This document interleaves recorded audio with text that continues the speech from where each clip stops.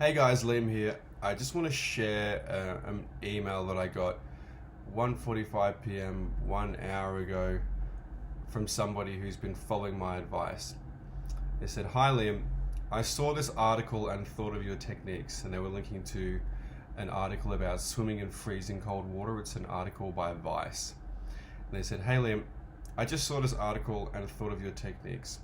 I also wanted to let you know that my tea has gone down to almost nothing thanks to you. You're welcome.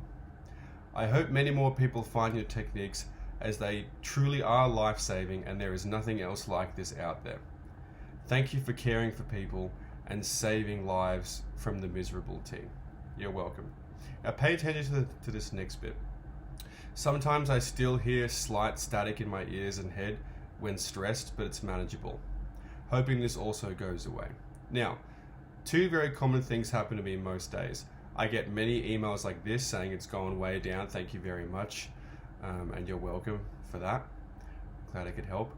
And the second thing that I get is they still have a little bit left, either when it's quiet or, let me just turn this off, when it's quiet or when they're really stressed or it comes back or they can barely hear it, they can never hear it outside, only in bed. And people think, well then why isn't it completely gone?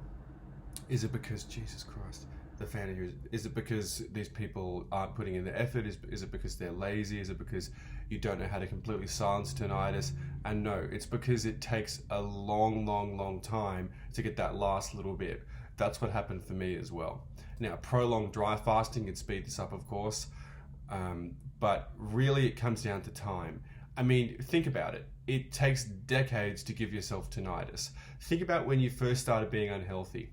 It was basically when your mother first gave you canned baby food, or when you started eating bread for dinner with your family, or anything like that. So what were you, 1, 2, 3, 4? What? I don't know how kids work. I don't have kids. I don't want kids either. Very young, right? So and maybe you got tinnitus when you were 17, or maybe you got it when you were 35 or 60. All that time, it's going to take a long time to get it over, but the easiest thing I find is to get it down to about a 1 or a half, where it's barely audible like this person. And then you can really just start working on chipping away the last bit until it's completely gone and there's no noise sensitivity, there's no nothing.